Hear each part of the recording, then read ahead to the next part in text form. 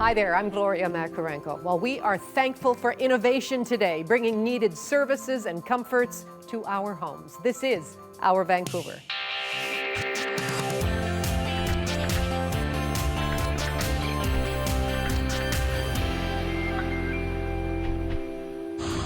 Coming up, meet the online plant sellers delivering comfort and beauty to your home. And our pumpkins are so great, they win world prizes. But first, it has learning supplies, desks, and even wheels.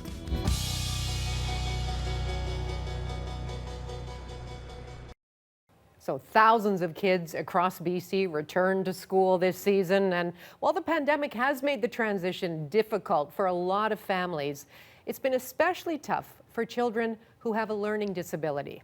Well, Jennifer Fain is the Director of Education with the Learning Disability Society, and she's showing us their new mobile classroom. Jennifer, hello there. Hello, Gloria. Thank you so much for having me on. That is such a cool vehicle. So tell us a little bit about it. We are so excited to announce the launch of Canada's first mobile classroom. Our LDS Access bus allows us to get to exactly where our students are and help students with learning differences. No matter what they need and where they are, we can get to them and support them. And we're so excited to share this with everyone. So who painted the bus? So we had the pleasure of working with a renowned Vancouver-based artist called Carson Ting. Carson himself had a learning difference and was in special education in school. And being able to connect with him and share with him our hopes for the bus, and him pairing that with his lived experience about what students with learning differences really need and what might make them feel included and inspired, was such an integral part of the design of this bus. His design really shows a transformational journey of how a student sort of starts with a learning difference, and how with the right supports and the right people in their corner, they're able to have a transformational journey that supports them with wherever they want to go. Okay. What about the pandemic and the impact on some of the children who do have learning differences? The pandemic has been just such a difficult time for all students, but the disruptions to resource time, access to support staff, and the move to whole class online instruction has been so disruptive for students with learning differences. Students with learning differences need individualized, specialized education programs and supports that simply just could not be accessed during COVID. So we're trying to catch up and support all those students who are feeling left behind or who just are not getting the support that they need. Well, I'm just trying to imagine the kind of excitement that you generate when you pull up with a bus like that and say, let's learn. So can we take a look? Please, I'd love to invite you in. I'd also like to highlight that it is a fully electric vehicle as well, designed for us by Green Power, which means that no matter what neighborhood we're in, there's no negative environmental impact, and we're able to use all our systems on board in any space. So welcome aboard, and I'd also like to have QT welcome you as well. Who's QT? QT is our assistive. Ooh. Oh my goodness, QT needs a moment. We have a technology-enriched integrated program. So QT is one of our socially assistive learning robots who helps engagement with young learners and makes coming to the Learning Center a little bit more fun. So QT was meant to welcome and wave you all to the center, but it might just been a bit of a delay. Right on cue. Right on cue. That's awesome. Okay, continue the tour, please. Yeah. Please. So our mobile classroom is completely set up to have 3 specialized and caring and compassionate instructors work with 3 students at a time. So you can see there's individual learning pods that house our technology-based program, and also allow for us to work with students in areas of skill gaps, such as reading, writing, and math. So whether the students are at our learning center, at home via our online platform, or in our mobile bus, they receive the exact same individualized service and are able to catch up to their peers. Now, who would you say, Jennifer, needs this kind of opportunity the most?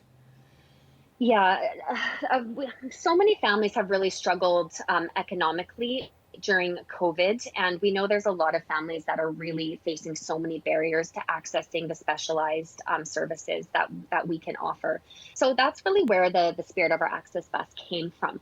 We want to remove all barriers for families. So whether that's geography, or income, we can now have families accessing our sliding fee scale programs in their own community to ensure that no family is unable to access the supports they need for their child.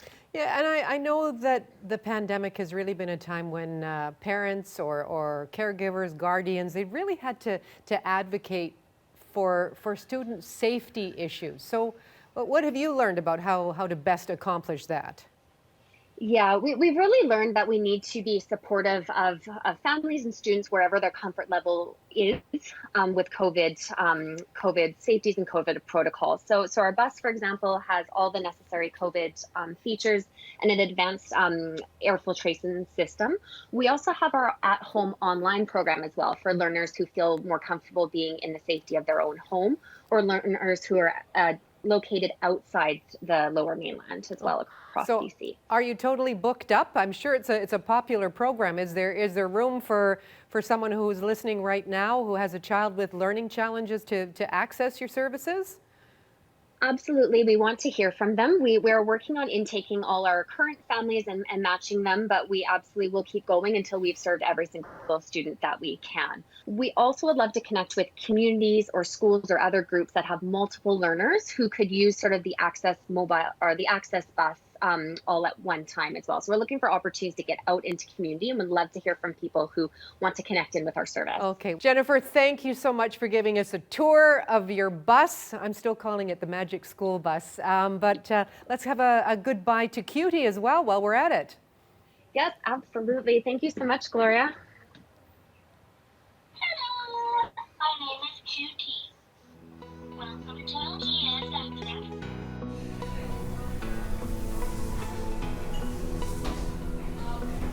Hi, I'm Sarah on Robson Street, and this is our Vancouver. All right, it's time for one of our favorite features. This is where we get to show off some of the photographs that you have sent in to us. So thank you very much. First up, Alan Catawit was above English Bay for a very fall look at the water. Lovely image, Alan. Thank you very much. Ron Greven shows us the city skyline from the shores of Spanish Banks. Look at that light. It's beautiful in every season, that's for sure. Ron, thank you. And finally, pick a pumpkin from this patch. Richard Topping, he did that out in Richmond recently. What a great Thanksgiving weekend photograph. We just love it. Richard, thank you. So do send us more if you're out and about with your cameras. Send in your favorite photographs to us, bcphotos@cbc.ca. Now, bcphotos@cbc.ca. Now, still on the subject of pumpkins, there's one BC farmer that set a new record with his gigantic gourd. Baneet Braich reports. Huge round of applause. And with that photo finish, a record has been set for BC's heaviest pumpkin, a feat for Richmond's David Chan that has been 12 years in the making. This is the most excited I've ever been, so winning is great. Chan and his jumbo gourds were part of the annual Giant Pumpkin Weigh-Off. His precious plant family, named Papa Bear, Mama Bear, and Baby Bear, were grown outside and then later covered with a temporary greenhouse. They really love the heat, so that's probably one reason why it got so big. Big is an understatement. Papa Bear, winner of the show, came in at just over 1,900 pounds and is the new record holder in the province. It's no easy task. Taking care of the family, there's lots of nurturing. I've been watering them 6 times a day, or a total of 200 gallons of water per plant. Chan got his first seeds 40 years ago from a giant pumpkin farmer on the other end of the country. I wrote a letter to Howardale, Nova Scotia, and I got a reply in 1 week. Dill sent over some seeds called Atlantic Giants, and ever since, it's been a hobby for Chan. And everybody laughs in my backyard, right? So it's just a fun thing to do, and my garden is my gym. Keeps the weight off.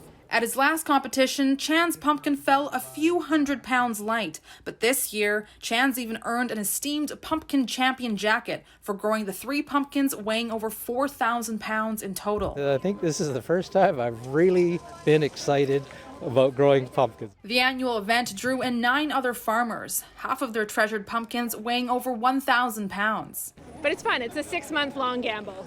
It's just a weird hobby. It's something that goes along with, I guess, my education. Treat agricultural land as a positive thing And it's just a good way to connect with kids for future generations moving forward. Enthusiastic spectators watched in awe. I like to see each pumpkin's different. There are so many shapes and big, and I like the colors on them. And what's done with these after the weigh-in? This one is being donated to Ronald McDonald House. Some are gifted or even fed to farm animals. And for BC's champion... Well, it's like anybody else. We just carve them up and put them on the driveway. Until next year, where Chan will yet again plant another gargantuan gourd. Benit Brach, CBC News, Langley. Hey, the snow may soon fall on our local mountains, and it looks like there's a pent-up desire to get out on those hills. Demand for season's passes is way up, and as Janella Hamilton reports, some BC mountains are selling out much earlier than expected. Whether it's wet and foggy or blanketed in fresh snow, exploring BC's mountain landscapes is proving to be popular during the pandemic. Last year, we saw about a 40% increase in visitor numbers. Kathy McCann has been skiing and snowboarding all her life and spends much of her winters at Mount Seymour. It's just being out there in the fresh air and enjoying the mountains. And there is a feeling of safety, particularly during COVID, that I think I've enjoyed it even more. McCann is the executive director of the Fraser Valley Snowboard Club. She says her students were encouraged to buy passes in May. People learned, I think, from last year that things were selling out. If we're going to snowboard and this COVID's going to continue, then we want to get our season passes as early as possible. And if you haven't already secured your season passes to Mount Seymour or any of the other mountains in BC, you may want to act fast. Early bird passes went on sale in February, and they sold out at the beginning of August. Typically, they don't normally sell out until the end of September. Big White Ski Resort in Kelowna has also seen an increase in demand. Before the pandemic, the resort issued about 16,000 passes a year. That number has now grown to 20,000. We have a lot of snowbirds that go south and come back in March for spring skiing, and we just noticed that our Club 65 members tripled last year. Although the snow has yet to fall, people at Mount Seymour are already getting ready to gear up and hit the slopes. It feels like a safer way to see friends. You know, you can be outside, you can spend more, there's more space to be away from other people. The Cypress Park sold out in, I think, 4 hours, the special deal. So it was pretty astonishing. McCann says she isn't surprised this season's passes are going quickly. I know that I've gotten emails from some parents saying that they can't wait to get on the mountain. The kids are all looking at their gear and waxing their boards and getting ready for the season. And so it's pretty cool. She says her club members are counting down the days until they can start shredding, which could be in a matter of weeks. Janella Hamilton, CBC News, Vancouver. Coming up, the world is losing some of its luster to climate change.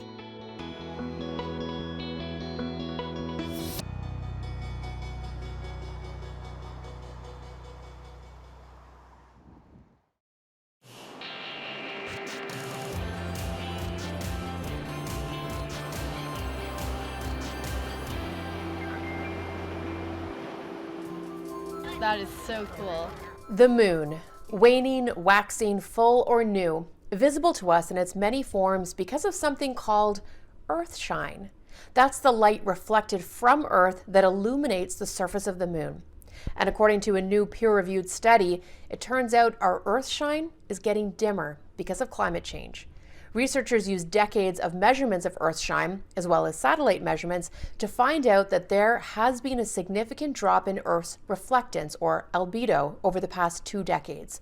The Earth is now reflecting about half a watt less light per square meter than it was 20 years ago, with most of the drop happening in just the last 3 years.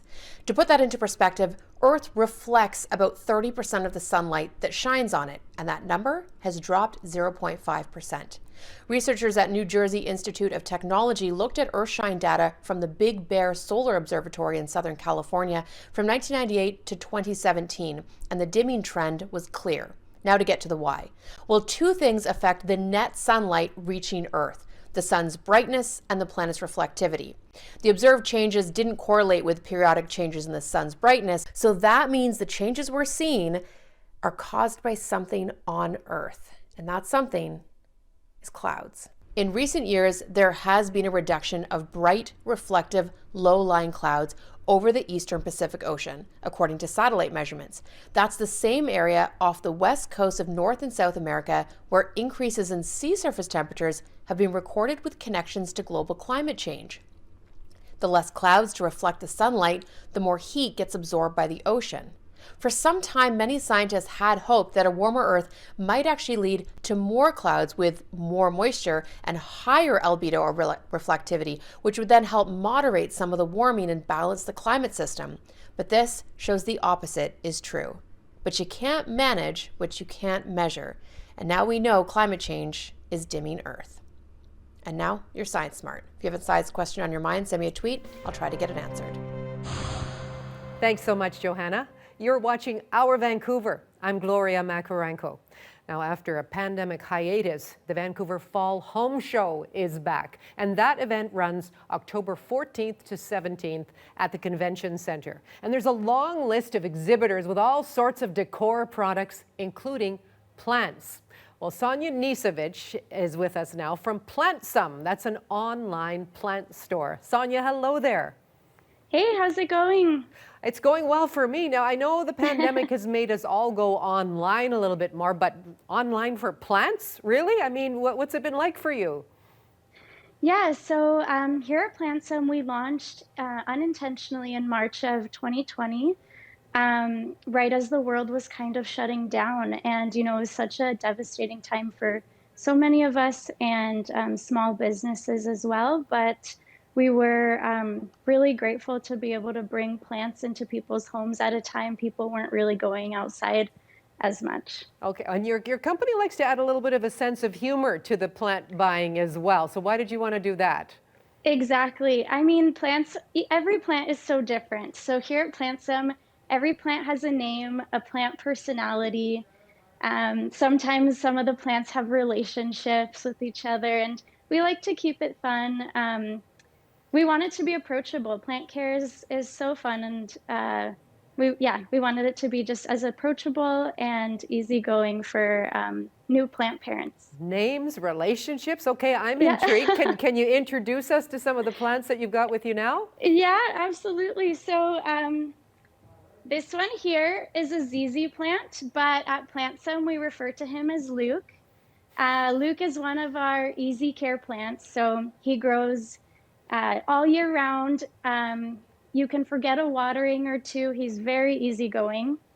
And yeah, one of our best sellers, especially fall, winter. Okay, keep going with the introductions. We also have, let me introduce you to our snake plants. We have a bunch of different snake plants at Plantsome, but this one is named Gus.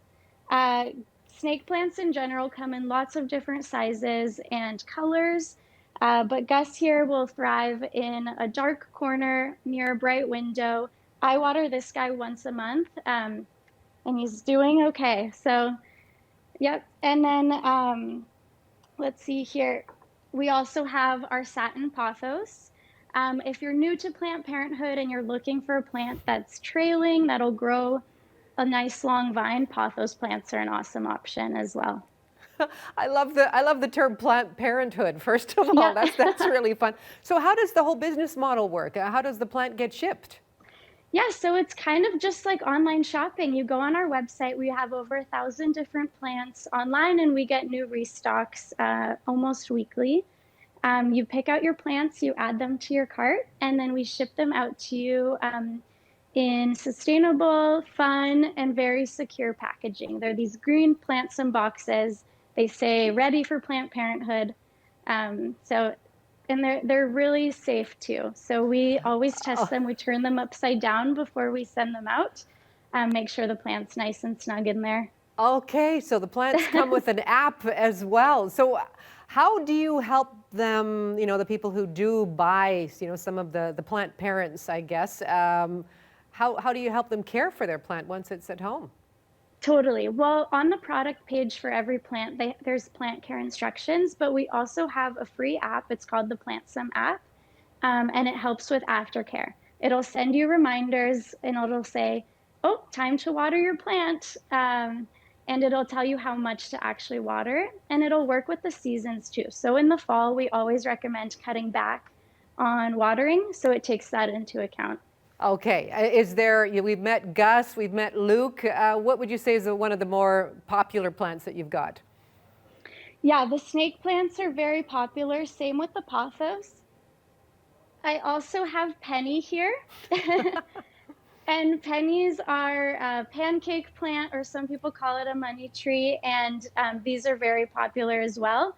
They're pretty easygoing. I keep mine near a bright window, and it grows these pretty cool shaped leaves, and it also grows these babies as well.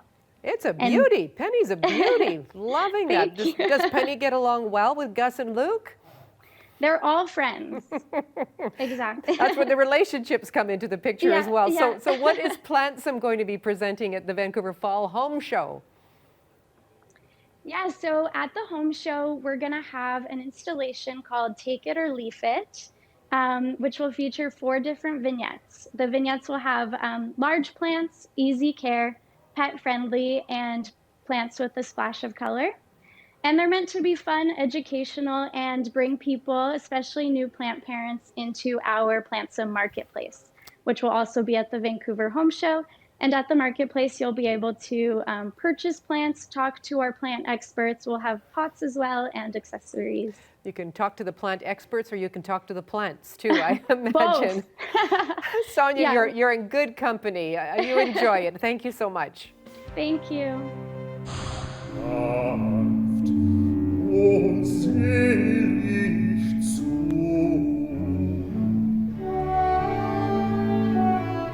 Local theater company Sound the Alarm is marking World Mental Health Day by offering a moving performance aimed at mental health awareness.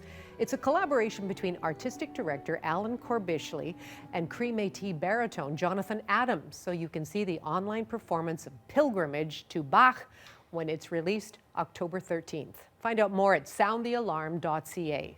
Yeah, it really don't feel good, does it? I'll shove it. You don't ever say my bad. You're nothing. You're nothing. And Omar Apollo is a Mexican-American singer performing in English and in Spanish, and he takes to the Commodore Ballroom stage October 15th. Hey, I'm Grant Lawrence from CBC Music, here to let you know that we have reached another milestone in this year's Canadian Music Class Challenge. We are now accepting your video submissions. The Canadian Music Class Challenge is when we ask music teachers across the country to teach students a Canadian song from our list, make a video of the performance, and send it to us like this.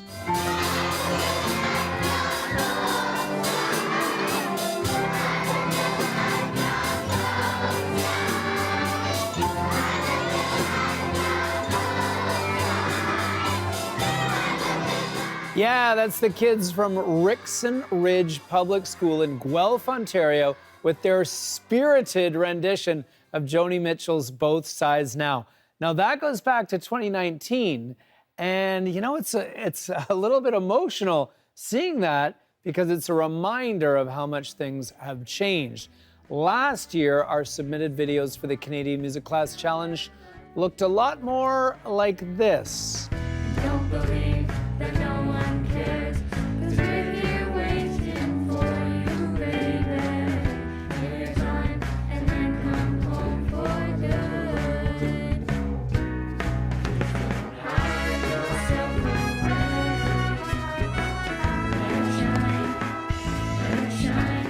Looking a whole lot different, but doing what they needed to do to get it done in 2020. Those were the kids from the Calgary Arts Academy with their socially distanced, masked, and awesome performance of Everything You've Done Wrong by Sloan. We're expecting that your music class videos for 2021 will land somewhere in between those two, as long as your class or classes follow your provincial or territorial health guidelines. And here's just a few of the songs that you can choose to learn this year. Hey, now, kid, you're my salvation.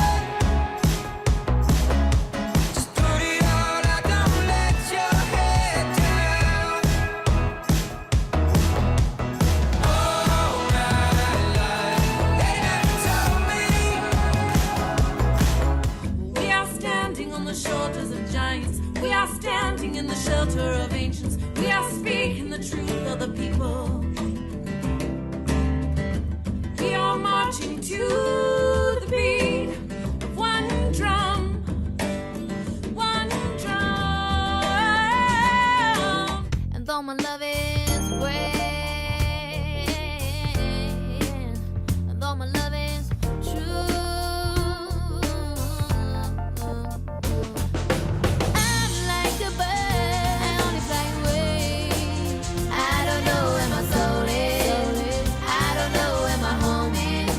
And baby, Yeah, going back to the year 2000, that was the Grammy and Juno winning hit I'm Like a Bird by Nelly Furtado. And those songs and 22 others can be chosen by music teachers and classes right now if you want to participate in our 2021 Canadian Music Class Challenge. Great prizes. And once again, the video submission period is open right now. You have until November to get your videos in to compete for thousands of dollars in new musical instruments. And hey, if we can pull it off last year, anything is possible. Register now and find out everything you need to know at cbc.ca/musicclass. I'm Grant Lawrence. Keep Canadian music education alive, and I'll check in with you again soon.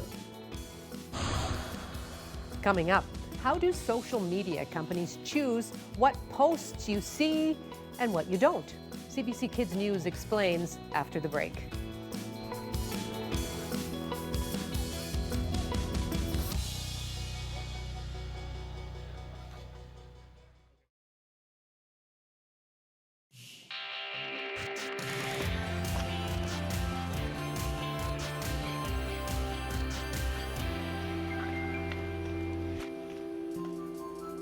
Welcome back to Our Vancouver. I'm Gloria Macarenko. You know, there's been a lot of news this past week about Facebook and just how it decides what posts are shared most widely. On all social media platforms, including TikTok, YouTube, and Instagram, the algorithm determines which posts you see and in which order. And it also decides which posts you don't see. Experts say that is not always a good thing. So what exactly is an algorithm, and how does it decide what content to put you in front of? CBC Kids News contributor Sarah Chaudhry sums it up. Social media algorithms explained in 3 minutes or less. What is an algorithm anyway? Algorithm. It's basically a series of instructions designed to solve a problem. On social media, the algorithm decides what you're going to see and in what order. Algorithms are optimized. They're designed to meet particular goals, and those goals can change. Sometimes they've been developed to keep you on the particular site longer. Sometimes they've been developed to make sure you come back every day. Sometimes they've been developed to encourage you to engage with the content there, to respond or to like or to share it. Thing is, the algorithm doesn't care how you engage with content. It might serve up stuff it predicts you're going to love. Ooh, like. Or it might clutter your feed with stuff you hate and try to provoke a reaction. Ew. No thank you. Often, the result is that more extreme content gets circulated, and people get angry, and ta-da, your feed is full of arguments instead of conversations. You're the worst! No, you're the worst! Yes, the algorithm decides what you see, but it also decides what you don't see. This means you have to go out of your way to find other opinions, and sometimes it can be hard to know where to look. If you go into an ice cream store and they offer you 3 flavors, there may be 28 other flavors in the back, but you need to know to ask for them. Algorithms are like big sorting machines. They sort everybody into different buckets, and once you've been sorted, you're treated like everybody else in that bucket. And that means the algorithm is making a lot of assumptions about who you are. Ugh, enough with the puppy pics. I'm a cat person. Some platforms let you change the way you sort your feed so that the most recent posts or posts by people you don't usually hear from are at the top. Sometimes you can also turn off recommendations so that you aren't automatically served up content. And just because something is recommended doesn't mean you need to click on it. Do some searching and see what else is out there. And it's not easy to escape the algorithm, but you can have fun trying. For CBCKidsNews.ca, I'm Sarah Chaudhry.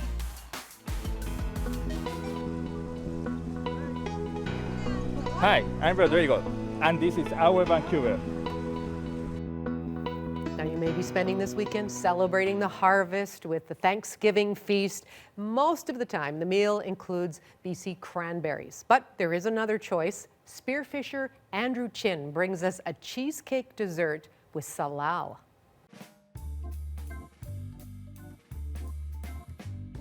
Like a lot of kids, I grew up picking berries in the summertime. It's a quick and easy way to get fresh fruit, and best of all, it's free. I'm Andrew, and today we're foraging for salal berries. Once you know what they look like, they're easy to identify. They're blue-black in color, they're a little hairy, and they grow in these small groups. They also have these rough egg-shaped leaves. They ripen in the summer, and they have a flavor reminiscent of blueberry. They're high in vitamin C and antioxidants, and they're also going to be the perfect filling in today's dessert.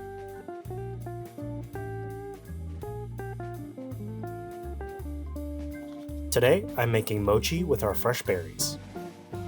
Mochi are Japanese chewy rice cakes, and they can be eaten plain or wrapped around fillings like red bean or seasonal fruits. I'll be making a cheesecake-filled mochi with a salal berry center. I think the subtle sweetness of the berries and the tartness is going to go great with a rich cheesecake filling.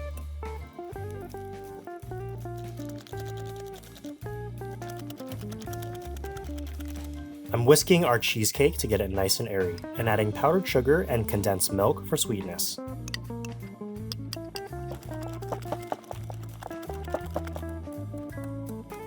And I'll throw that into the cooler to set while we work on our mochi. Mochi is traditionally made by pounding glutinous rice until you're left with a chewy rice cake, but using sweet rice flour, sugar, and water makes this a lot easier.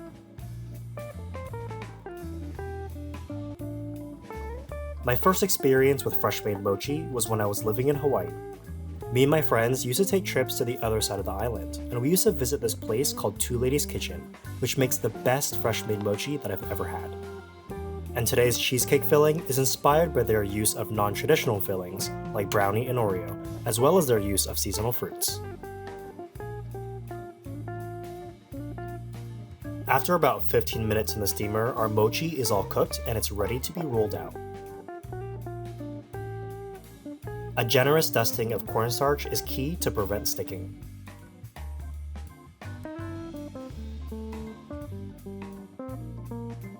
And using a 3-inch ring mold, we're going to cut out some mochi rounds.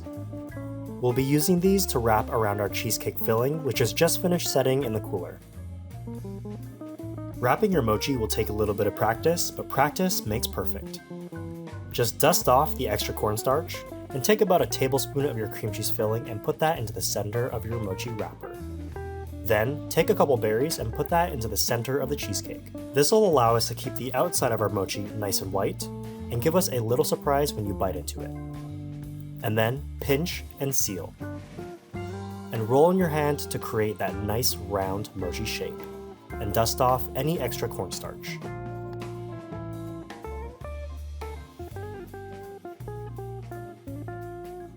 Dessert mochis have really grown in popularity here in recent years, and it's pretty easy to find them with fillings like ice cream. But these are so simple and easy to make, and they're especially delicious with fresh fruits like our salal berries. And that's today's dessert, cheesecake-filled mochi with fresh salal berries.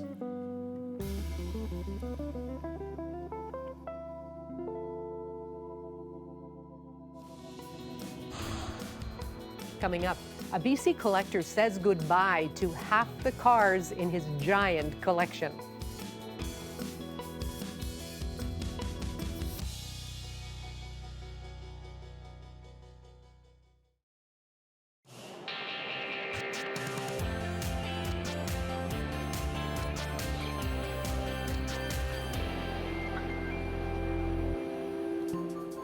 You are watching Our Vancouver. I'm Gloria Makarenko.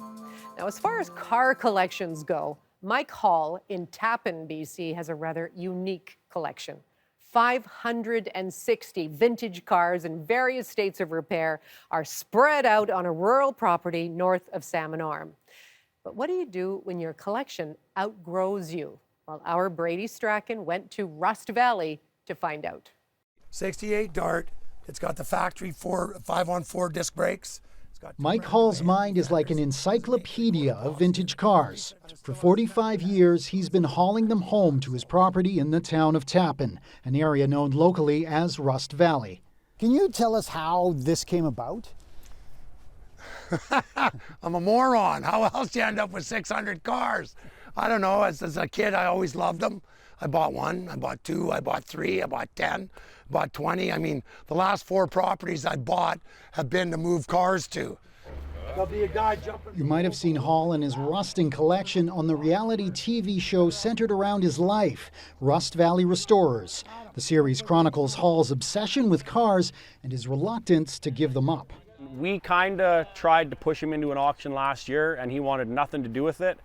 And this year, I think he finally woke up and realized, hey, I can't do this anymore. On Saturday, Hall's Field of Dreams hit the auction block with more than 500 cars for sale. I know I'm not going to get to them all. And if they go to good homes, and like I said, I don't own them, I've caretaken them. Well, time for somebody else to carry the torch. People came from all over North America. Hang on one sec. This guy's got money, I know he does. Some made the journey to buy cars, and others just to see Hall's collection before it's broken up. So, we thought we'd come and mostly view the spectacle, but, We're maybe something hardcore car guys. Yeah, that's it. And that's what Mike is. On auction day, the majority of Hall's cars find a buyer. Some go for a couple of $100, others for tens of thousands. Where are we at? For Hall, it's a bittersweet moment, but old habits die hard. He's not out of the classic car business just yet. I was supposed to keep 10, I ended up keeping 52. So basically, I still have a full deck to play with. Just don't have a full deck up here. Brady Strachan, CBC News, Tappan, British Columbia. What a story, Brady. Thank you so much for that. Now, collecting whatever you are passionate about can be very, very rewarding. And for a boy back in 1991, it paid for his university. Here's a story about sports cards from 30 years ago. Donnie O'Connell is only 11, but already he knows the value of a hot card. His father taught him what to look for, and now Donnie saved up enough money to put himself through university. What do you think that'd be worth? Well, as you have to remember, in the 78, 79, they have a real bad off-center cut. Well, when I was younger, I just used to like to collect them, and now that they're worth money, I still like to collect them and sell them. The way an investor makes money is to buy rookie cards. If he has the insight to know which rookie will go the distance, he can earn a bundle off his hunch. For example, when Gordie Howe's rookie card first hit the stores, you could pick it up for well under $1. Now, 40 years later, it's worth $1,500 in mint condition.